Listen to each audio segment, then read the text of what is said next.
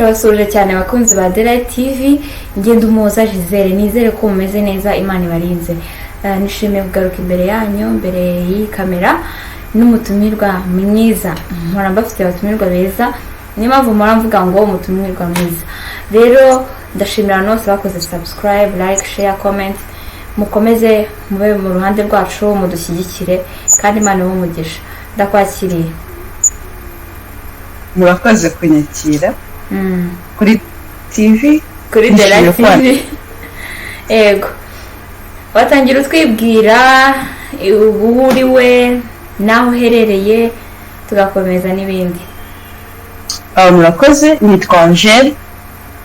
mba muri USA, muri state yitwa Oklahoma. Narangije kwiga umwaka ushize, ubu ngubu ndakora ndi n'umundi Imana n'abantu yaremye. Amen. Angel rero ni umushuti wanjye, twarabanye ku ishuri, niyo mpamvu uyu munsi nifuje ko aza kutuganiriza atubwira amakuru yo muri Amerika. Ese uko abantu bayibazaho niko imeze? Ese uko abantu bayitekereza niko imeze? Ese uko umuntu ayitekereza atayigeramo niko asanga imeze? Ibintu nk'ibyo ngibyo ndetse n'utuntu n'utundi. Hanyuma Angel, utubwiye kuri muri Amerika, ngenda bizi igihe wagendeye, noneho tubwira abandi wagiye ryari, wagiye ugiye gukora iki, ese byagenze gute kugira ngo ugende? So njye nta bintu byinshi nyine. Naje hano muri the weekends, nje nk'umunyeshuri nje kwiga. Naje ku nyine aba international student baza muri Amerika bisanzwe, nyine bashaka ikigo gakora ama examen y'icyongereza, then akakohereza document ukeneye kujya gutanga muri ambassade. Warangizwa ko interview, wagira Imana ko nasanze nyine ni amahirwe nyine Imana iguhereza nyine. Imana nyine byaba ari ryawe, ukagira Imana bakagufata ukabona visa ukaza ukiga bisanzwe. Bakira aho ngaho se hari abo badaha visa nyine bagataha bagasubirayo? Niyo ndikubwira nyine ni Imana, ni Imana wagize, kuko ni amahirwe. Kuko njyayo najya gukora interview, nagiye ndi nk'uko murinjira n'icyose akagenda ahamagara abantu, noneho ngenda nk'imbere yanjye abantu 10. Abo bantu bose 10 barazibima, kandi niyo bagwakanye nyine ko twese twicamo tubona nyine umuntu wemeye n'umuntu ahakanye ku maso tibibona. Kuko ari abana babaga bari kurira ibintu nk'ibyo ngibyo. So nanjye rero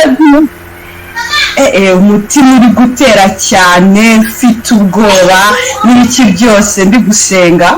Yego, ndajya nanjye bambaza ibibazo, umva ndavuga se ibintu muri ndi bugibure biragenda gute? Amahirwe n'ubuntu bw'Imana, ngiye ko bitanumva ejo uzagaruke kuyifata. So abari inyuma nge sinzi ukuntu byagenze, ariko nyuma yaho naje ko ari n'umukazi wanjye ruriyo baje kuvugana, arambye se ejo byagenze, nambye nayibonye, arambye nyine bayimye kandi yari ari inyuma yanjye. So ni amahirwe. Ukiramba wenda kuri interview n'ibiki, hari umuntu ushaka kuvuga ati se urebye wowe bakwemereye bashingiye ku ki? Se ni icyongereza cyinshi nyine bareba, ni uburyo ushiritse ubwoba nyine uri confident nyine utuntu nk'utwo ngutwo? Rero aho ngaho nabamubeshye, sinzi ikintu bareba. Nyine ntabyo nzi, kubera yuko icyo gihe n'icyongereza cyinshi ntacyo narinzi. Buryo nk'ubu mbajije ibintu navuze ntabwo nabisubiramo. Sinzi nabamubeshye, ntabwo nyine buri munsi bugaruke mvuga yuko ni Imana nyine hari iba yarakugeneye mu buzima bwawe, none Imana ikicira inzira kugira ngo kuko nanjye byagenze gute sinakubwira ngo ni ikibashingiyeho, kuko ari icyongereza cyinshi ntacyo nari nzi. Papa wanjye nta ruganda afite muri Kigali.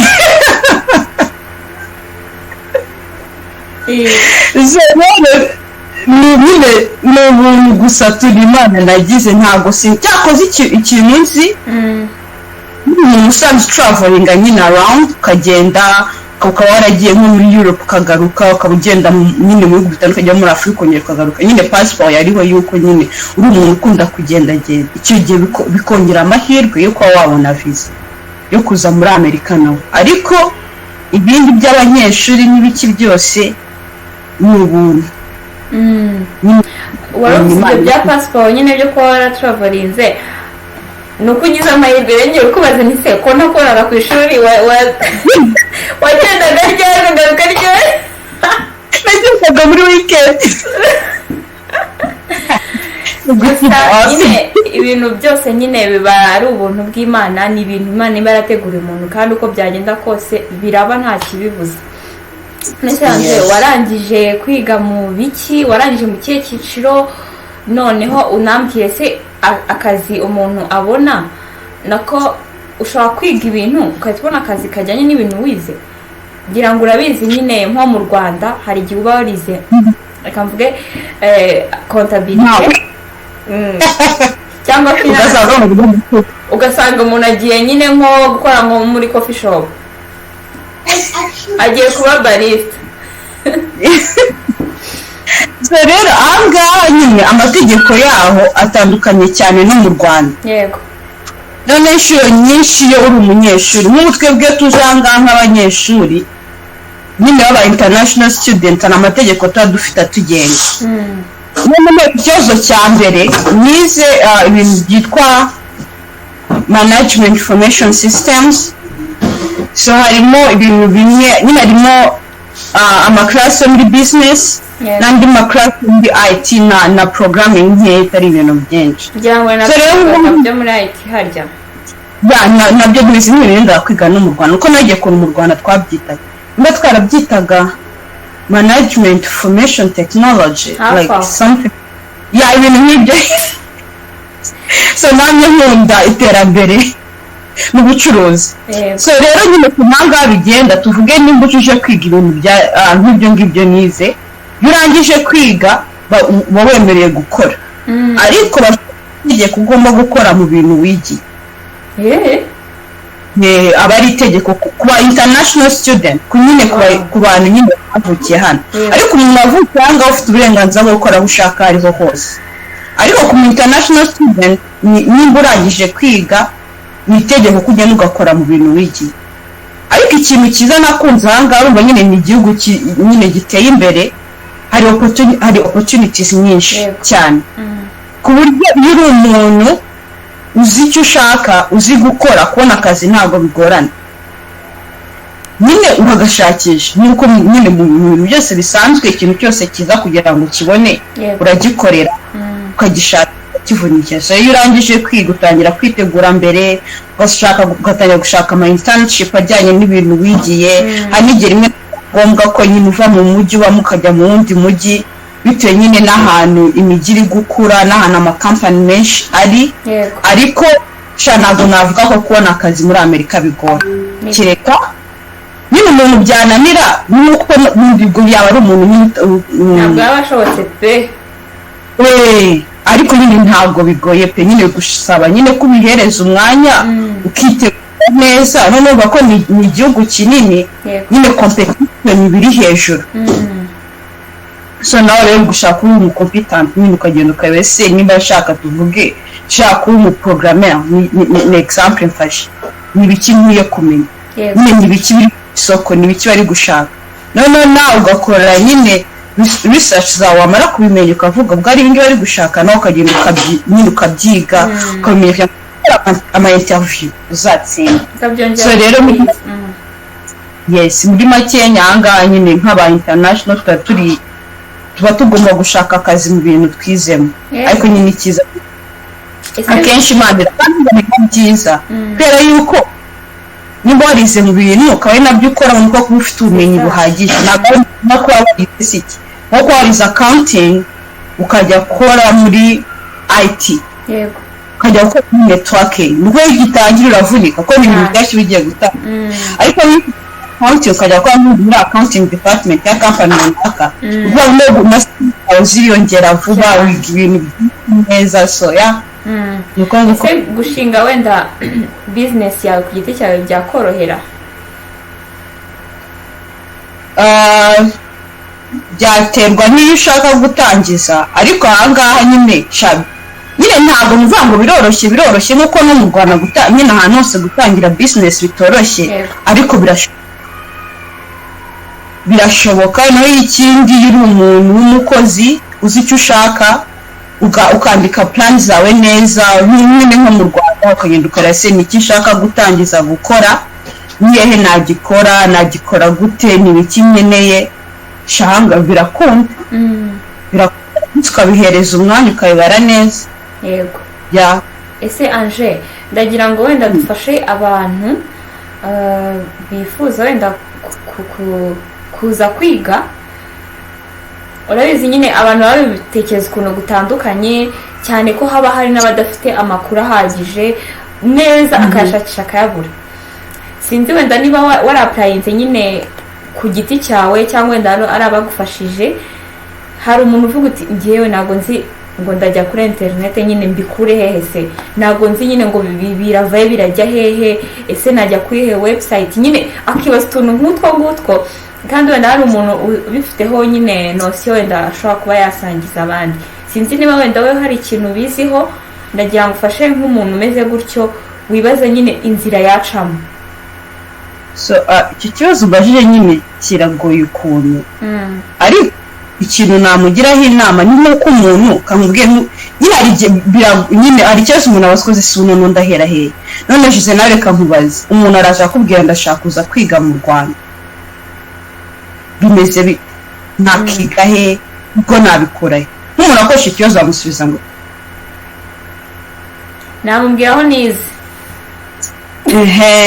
maze cyane uko nagiye nkiyandikisha ariko nyine ari uwo muri Amerika byose ni kimwe nta website ibaho wajyaho wakwereka ibigo byose aba muri Amerika noneho ngo ibyo bigo usange bifite requirements zimwe ntabwo bibaho so rero nyine njye nafashe umuntu ushaka kuza muri Amerika cyambere namubaza urashaka kujya kwiga mu buhe mujyi nihe urashaka state irimo abantu benshi nyine nini cyane urashaka state zirimo abantu bakenya urashaka state zihenze urashaka state zihendutse irimo abanyarwanda benshi teguma nyine n'ibintu byinshi umuntu agenderaho ubundi ukamubaza ufite amafaranga angana ubundi afite icyambere wamubaza budget afite ingana gute uko budget umuntu afite niza determining ibindi bintu byose uzakurikiraho kuko ikintu nabonye scholarship ntabwo zipa kuboneka cyane muri Amerika nk'ukuntu nyine mu Rwanda hano wabitekereza so icyo nacyo ni ikintu umuntu agomba nyine cyambere umuntu agomba kwibaza umuntu akoresha ngo ashaka kuza kwiga muri Amerika idashaka kwiga university cyangwa se masters cyangwa se PhD nyine agomba inyaka umufuka bihagaze bite amafaranga afite angana iyo umuntu amaze kugira amafaranga afite bitewe n'amafaranga afite nibwo wamufasha ukareba state yajyamo yashobora kwafodinga kwigamo none ukamubaza ntibicyo ashaka kwiga none mwecyo mukora mureba nyine muri iyo state bitewe n'amafaranga afite nibishobora nyine byiza yajya kwigamo none ibyo wabona kwibona mukajya nyine mukagishakisha icyo kigo ukajya kuri website ya mukareba requirement akeneye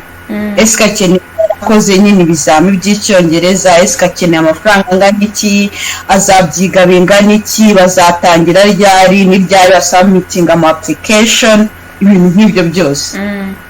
ubu icyongereza ndakibuka kiriya cyongereza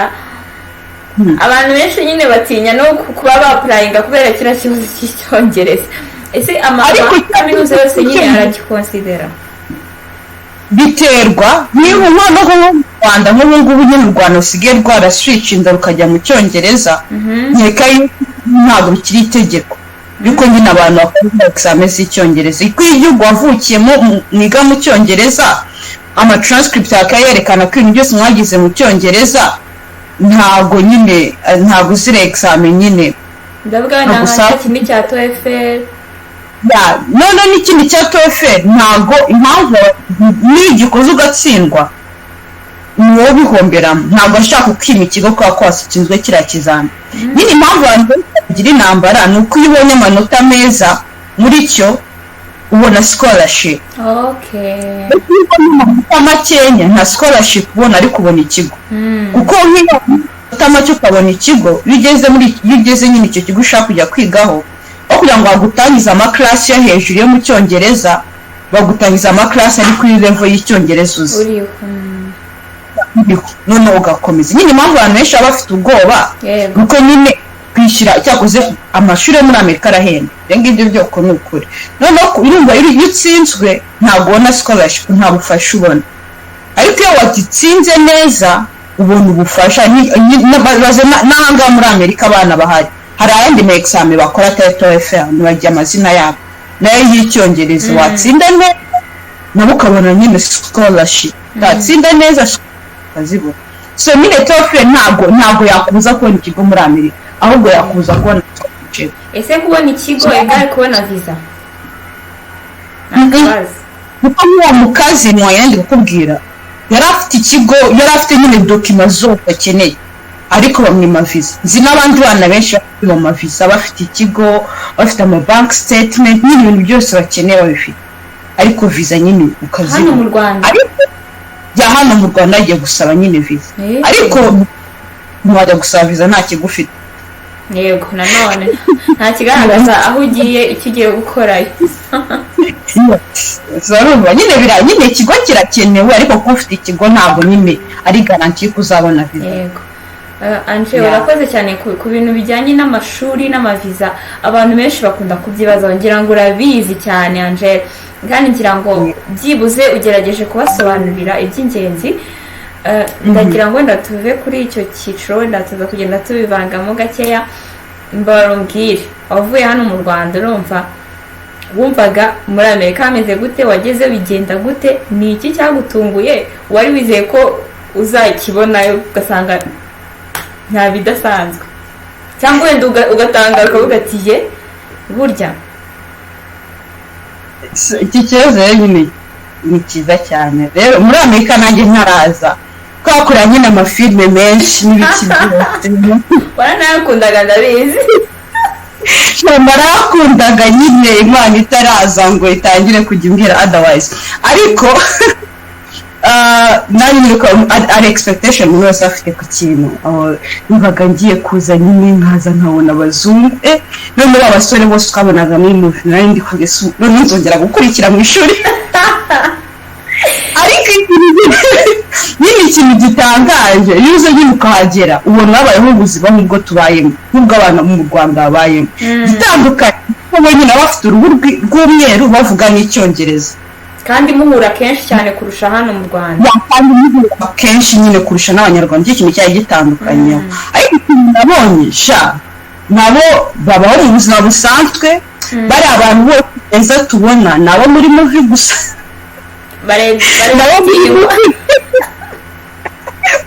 nabo muri movie gusa nyine nuko ushaka kwirukana movie nyarwanda rukuntu nyine umuntu anajya gukina movie hari ukuntu atoranyamo abantu nyine bameze ukuru kugira of course bari guseninga ibintu byabo kugira ngo babe active kwa nazabira so na movie niyo shape duhereza ariko igeze ahangaha umva nguraho n'abantu bose abarebare abagufi abananutse ababyibushye abarokore like babirimo neza cyane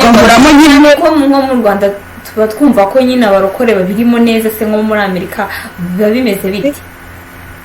Giselle kamubwira mva none kamubwira nta nani nguriye amakendre nibyo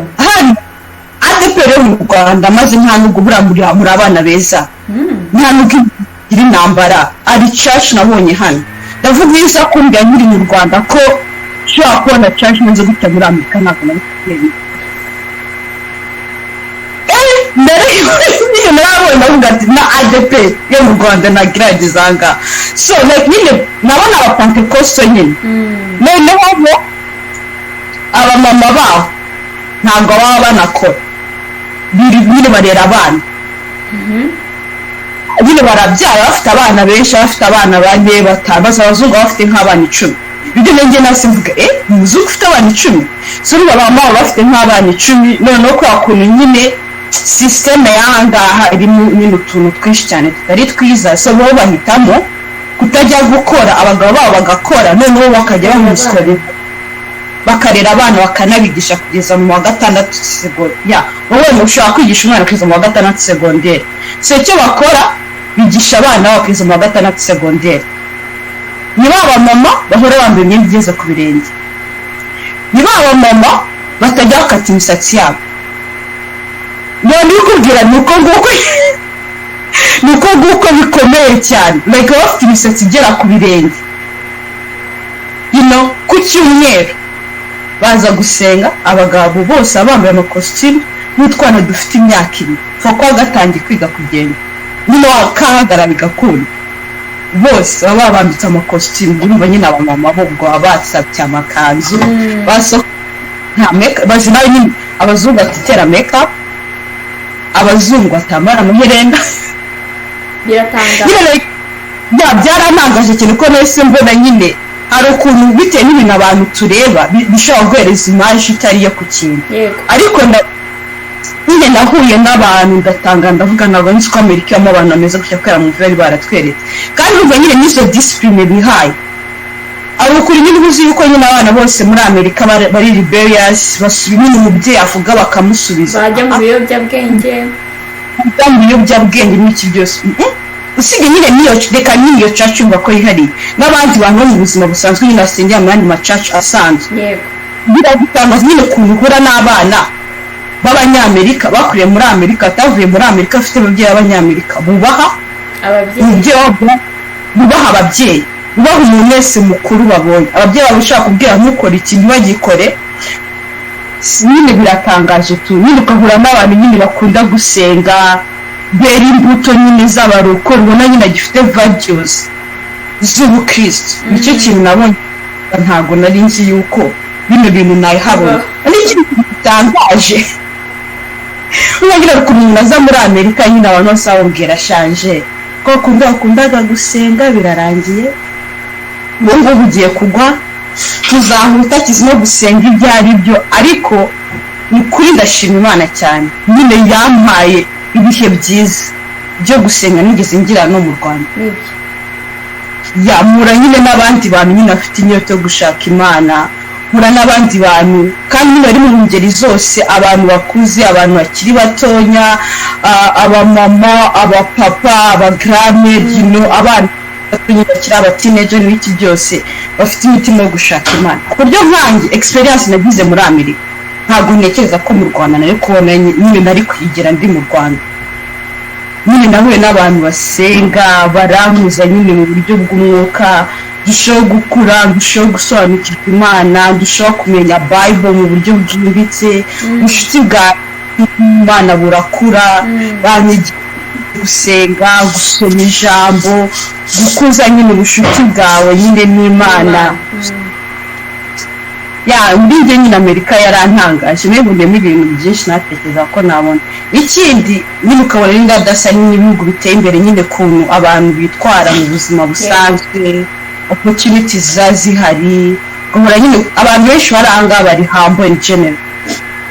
Regardless y'ubutunzi umuntu yaba afite, nyine murahura akakuganiriza akakubwira, nyine ukabona nyine baba bafite ishyaka umuntu wese uhari nyine yagira ikintu yigezaho. So ibyo nabyo n'ibindi nabonye nyine byiza byo. Ngira ngo ibyo bise bisubiza n'ikibazo nari ngiye kubaza, ese ni irihe somo ryiza wakuye aho ngaho nyine byiza, ndetse n'ibibi nyine wahabonye wavuga uti ibi ntabwo nta kintu nabikuramo nyine cyangirira umumaro. Wenda utubwire ibyiza, sinzi niba watubwiraho nk'ikintu wenda wavuze uti iki kintu ntabwo ari cyiza pe, nta nubwo nakwifuriza umuvandimwe wanjye kuba yakimenya nyine. Hano rero haba nyine ikintu nabonye nzavuga kitari cyiza, haba uburenganzira bwinshi. So kandi nyine urumva ikintu cyose nyine kiri abundance, nta limits gifite, gisenya ibintu byinshi. Nyine bisenya ibintu byinshi cyane, ko nyine buri muntu wese yumva afite uburenganzira, uburenganzira bw'umuntu. Ariko budafite ahantu buri bugarukire, n'ubundi hari ibintu byakangiza. nk'ubu ufite abana, umwana w'imyaka 5 afite uburenganzira afite, ariko wowe nk'umubyeyi hari ahantu bigera ukavuga umwana yarengereye ukaba wamugarura kwa ko nyine yarengereye, ariko uvuga agakora ibyo ashaka byose nawe umubyeyi ukamureka ntushyireho icyo gisura ukamubwira uburenganzira bwe, hari ibintu byakica kwa ko nyine hari ubumenyi ataramenya, none kubw'ubumenyi buke afite ari igihe ugomba kumubwira ati wakabije nyine ukamuhagarika. So ikintu rero nabonye hari uburenganzira bwinshi kandi ikintu cyose cyari na abundance nta limits gifite, hari ibintu cyica byinshi nabonye. Ari ikindi kintu nyine nabonye nabonye gitandukanye, imico yacu iratandukanye. Gisele barambwiye ngo nta mwaramutse haba nta mwiriwe. ntabwo nzi ko umuco ari ikintu gikomeye kugeza aho nagereye ahangaha.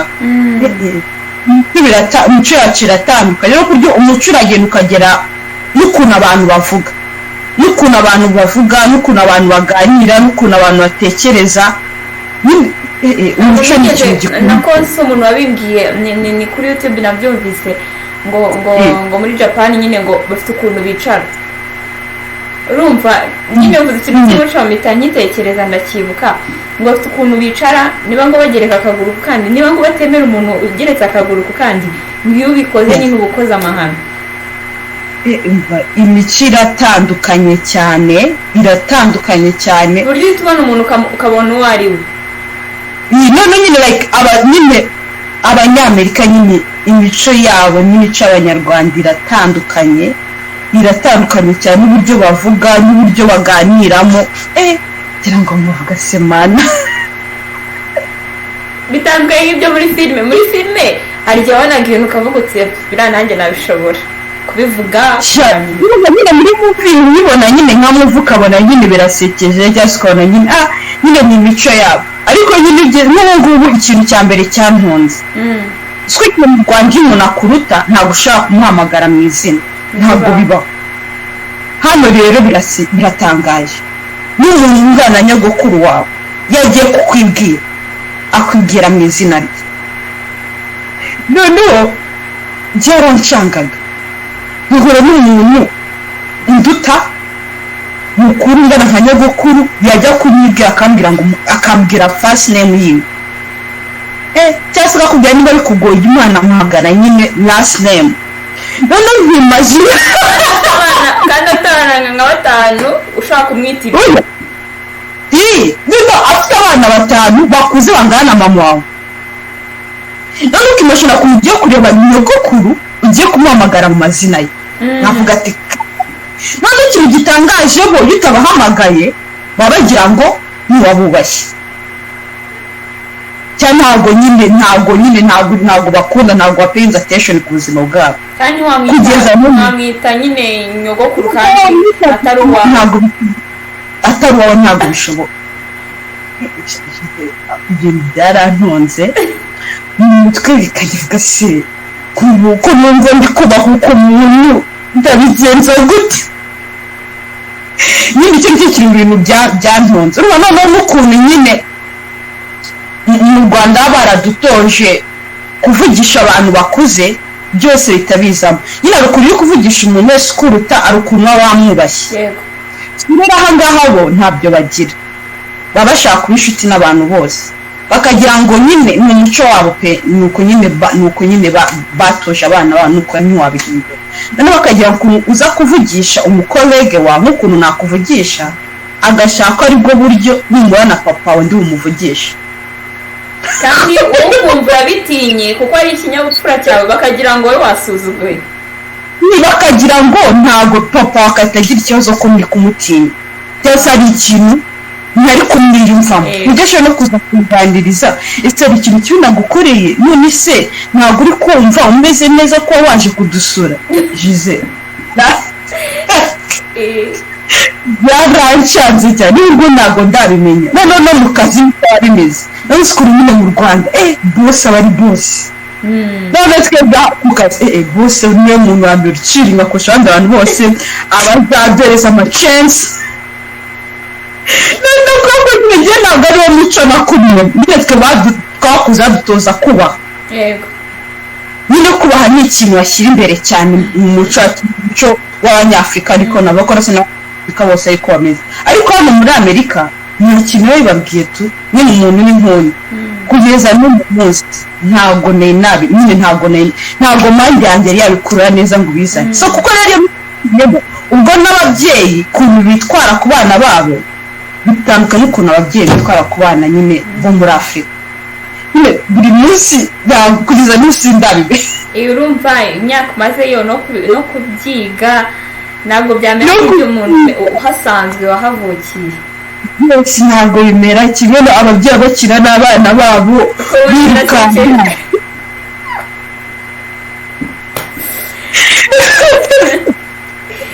nyine nkabona biragoye ariko nyine umuco ni ikintu gikomeye cyane yego ukiri aho mu gitondo kugira ngo umbwire nyine agaciro wahise wumva uhaye nyine igihugu cyawe kigera aho ngaho n'imyaka wahamaze wumva nyine igihugu cyawe ari nk'igiki nyine mu buzima bwawe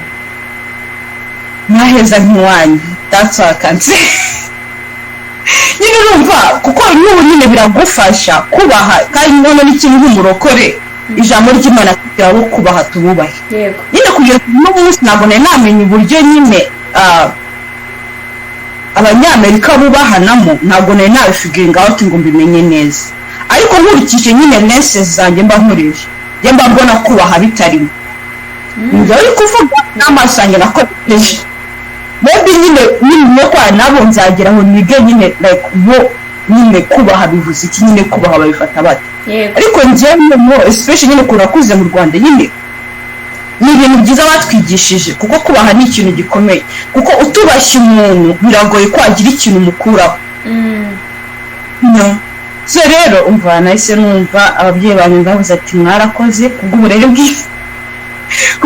bwiza mwamaye kubaha abantu kuko nyine kubaha nyine njye ni ikintu nyine gikomeye nabonye kandi nyine n'Imana idusaba kubaha ni nabyiza ngo iyo wubashye umuntu niyo agucyashye urabyumva kuko hari place afite mu buzima bwawe itandukanye n'abandi bantu bose bafite kuko ikibazo gihari umufata nk'umuntu mukuru umufata nk'umuntu kugisha inama umubona nyine yitwara mu buryo butandukanye n'ukuntu wowe witwara ku buryo yawe ukamwigira ariko iyo ubona abana n'umuntu ukabona ni mukuru ariko ibintu akora nawe ari byo ukora ari ukuntu kujya nyine wumva wamugize nk'aho ari umuntu mungana kandi mutangana aribyo tuzajya rero icyo kintu nyine nakunze cyane nyine mu muco wacu ko batwishije kubaha nyine abantu nyine n'umuntu yakura bakamwigisha a certain way yo kubaho n'ikigerageza no kugira ngo abantu bari munsi yiwe bamufatireho yes ikintu kiri mu bintu nakunze pe kandi bituma nyine wumva n'igihugu cyawe gifite agaciro cyise kigira agaciro nyine kanini muri wowe kuruta umuntu ukirimo nyine nk'ubu ngubu nyine n'umwana wari mu Rwanda nyine ushaka kutabyumva ushaka kutabihereza agaciro kuko nyine ntabwo wari nk'ubu nanjye kera nabaye mu Rwanda gusa ntabwo namenya agaciro bifite kereka iyo ugeze ahandi hantu ukareba ukuntu nyine abantu bitwara bino nibwo nyine utangira kumenya kino kintu rero ni mu Rwanda dufite ni cyiza ni byiza ko twagerera uko nyine biragufasha mu buzima bwa buri munsi hanyuma Angel tugana ku musozo ambwiye ko ufite indi gahunda kandi wakoze cyane cyane nyuma y'igihe kinini tunyuranamo twaburanye ibintu byarahenze mu Rwanda bitewe wenda n'ikibazo gihari nyine cy'intambara ya Ukraine n'Uburusiya ese namwe byabagizeho ingaruka cyane ko mu makuru twumva na Amerika izamo ntabwo usubira gusana byarahenze iso byarahenze ndafe guparika imodoka esanse yarazamutse esanse yarazamutse byata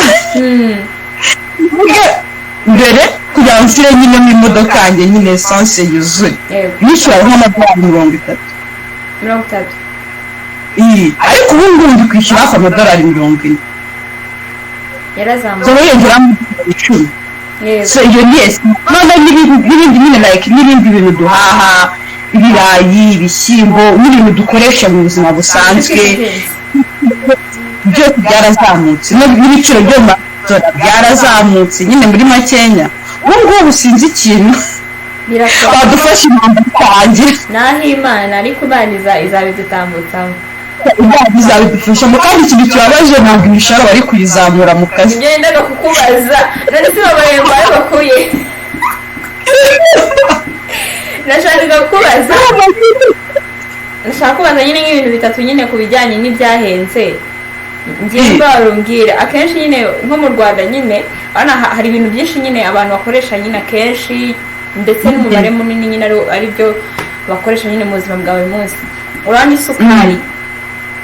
wenda ku giciro nyine cyagumagaho nyine akenshi cyabaga ari nk'igihumbi sibyo ubu ngubu igeze ku 6,600 uri kwibaza abantu baraza kunywera igikoma barakinywera aho ngaho nta kibazo ndashaka kubwira mwebwe isukari nyine yazamutse wenda nk'amadolari angahe rero isukari ntabwo mbizi kuko ntabwo nkunda kunywa isukari cyane ntabwo nyine biri mu bintu nyine nkoresha buri munsi ku buryo iki cyumweru nayihashye n'ejo nyine n'icyumweru gitanu ngenda hashye nsanze byazamutse ariko nyine ibintu nzi byazamutse cyane icya mbere ni esanse kuko nyine aha ngaha abantu hafi ya bose nyine bafite amamodoka rero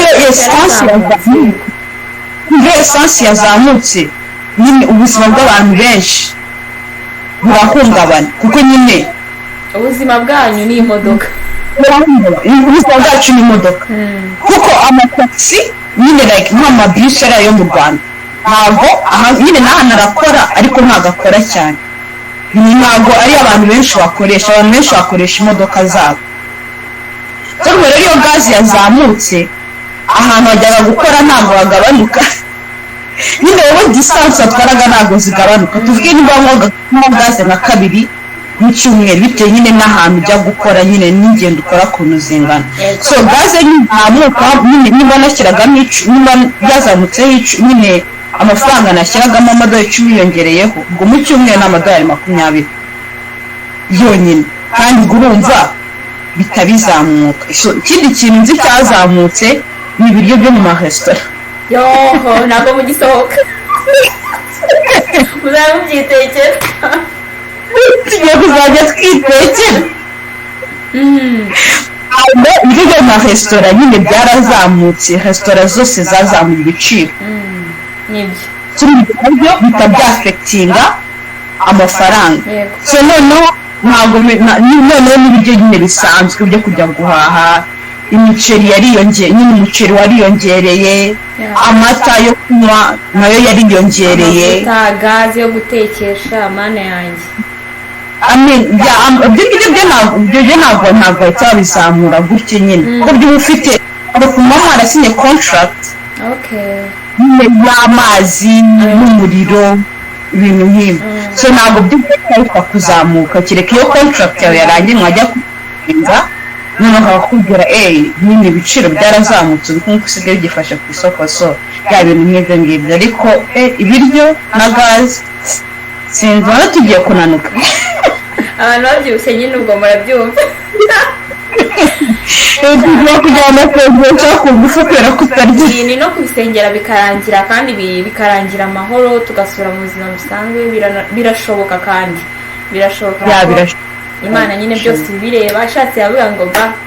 bihagarare bigahita bihagarara ariko nuko nyine ijambo ry'Imana avuga ko nta kintu gishya ku isi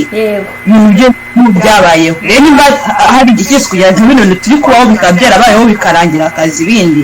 ibi nabyo nyine ni igihe nyine igihe cyacu kizarangira haza ubundi buzima kandi Imana yacu ishoboye byose izabiturindira mutuzana neza Anje urakoze cyane pe Imana iguhe umugisha byinshi kandi ndabona nshobora kugomesha nyine tugatindana kandi ufite gahunda utagomba kwica cyane ko mu bazungu nyine mama ufite gahunda nyine ku isaha ku munota ku masegonda sibyo rero wakoze cyane Imana iguhe umugisha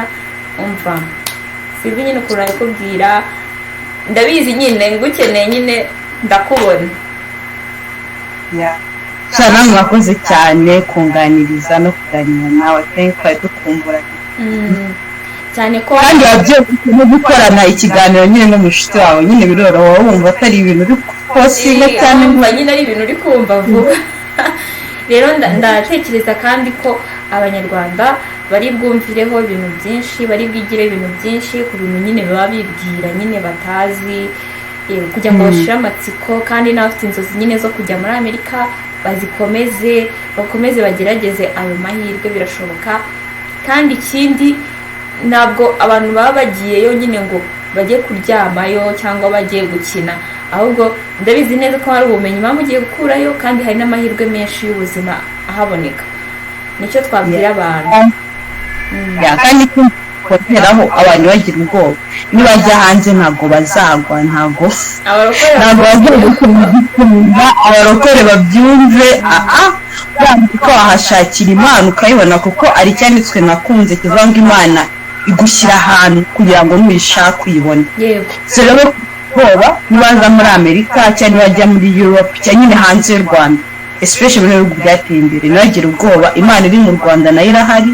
Nuko bazakomeze basenge kandi bazasaba Imana izabazanira abantu mu buzima bwabo mu mara. So nakongeraho yego urakoze cyane Angel. Murakoze kandi nshimira n'abakunzi ba The Light TV batarakora subscribe bayikore kugira ngo bajye bahora babona ibiganiro byiza tubagezaho. Ndabizi neza ko ari ingirakamaro. Mwakoze, Imana ibamugisha kandi barinde.